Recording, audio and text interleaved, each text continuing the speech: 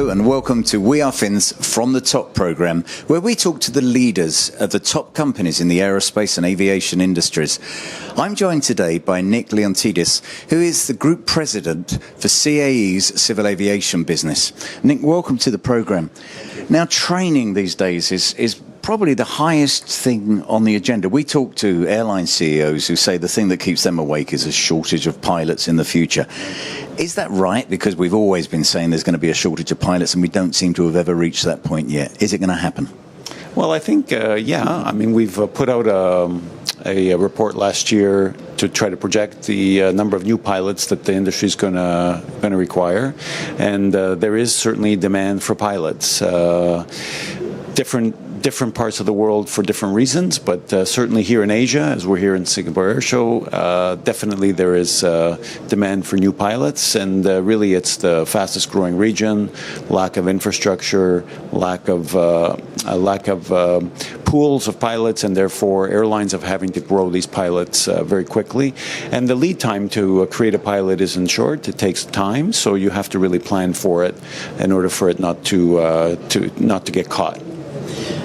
Now, I've seen the CAE ads, of course, and we try very hard to recruit pilots. Yep. But at the same time, we travel around events and see people talking about autonomous aircraft, and we see the idea we're not going to need pilots in the future. How do you get over that to persuade people that this is a career they want to get into? Right. Well, I think, it's difficult for me to predict where the autonomous aircraft subject will go. But definitely, if you just look at the facts, the order books for both Boeing, Airbus, Bombardier, Embraer carry us out for the next 7 to 10 years. And so we know that we will have piloted aircraft at least to be delivered over that period of time. And of course, all this investment that people have made in aircraft today is going to carry them on in the future. So for somebody wanting to become a pilot today, I think they've got a long horizon where they can make a career out of this before they worry about autonomous aircraft taking over their jobs. So let's talk about the CAE position. The company's been known for its simulation business, but in recent years you've moved further down in the field into the ab initio side. How's that doing and how's that affecting your corporate performance? Well, CAE's historically been a simulator manufacturer. In the last 20 years, we've gone into the training service business because obviously there was another business out there for us to pursue. And more recently, as you mentioned, ab initio. Ab initio is, again, another way for us to get closer to an airline. We move upstream with the airline. We recruit, we advertise, we promote pilot as a career. We promote the airline as a potential employer. And then we train and move downstream. So, we like it because it creates, you can think of it akin to a university alumni, where we're creating alumni, CAE alumni, people that have picked a career. They trained at CAE, they were placed by CAE to get their first job, and eventually hope to become president of the airlines. And remember that CAE was the way they got their career started. So it's a great enabler, and certainly given the numbers of ab initio pilots that we think are going to be required, just simply because the pool is drying up, it's also a good business to be in as well. You're working closely with those airlines, and I think there's some of them where you're even doing joint ventures. I think Emirates is a good example in the Middle East. How does that fit into your business plan? Well, it's the same thing. I mean, we want to deploy training centers at locations where customers have large bases to be able to serve them efficiently and with the highest quality. In some cases, the airline wants to participate in the training center for different reasons. I mean, one is they get some security that the training center will exist and will be there. The other is, of course, there's a business out there. They can benefit from some of the opportunity to make some money.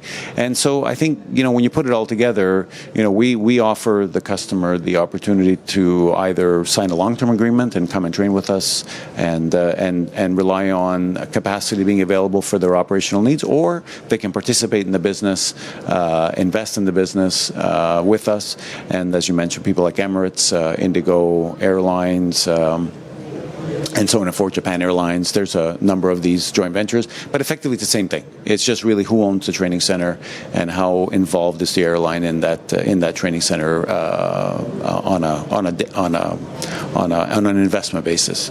In recent years, we've seen a real difference in training programs, and going forward, it's going to be even more. No longer with the old stick and rudder, no longer the MPL program. The MPL program's doing broad. What differences, and where do you see the future coming with training and training systems? Right.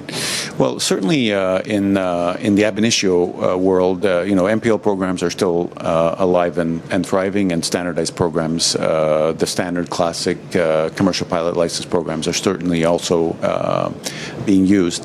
On the airline training side, certainly a lot of things have changed. The industry has introduced new training capabilities, upset prevention and recovery training over the last few years. And another example of how we're innovating is an announcement we made with the Singapore Air Show this year with AirAsia, where we're introducing a CAE system, which stands for real-time insights and standardized evaluation. And really what that's designed to do is to improve the measure and the assessment of pilot skills in the cockpit, and to standardize the way we evaluate them. And really the historical nature of this is that today there's a lot of data that we collect, and that data can be used to measure the performance of people, and also can be used to understand areas where weaknesses may occur, and people could customize some programs in order to be able to improve them. So I think the industry is looking at that. If you think about you in school, in university, not every student got the same grade, not every student progressed at the same rate.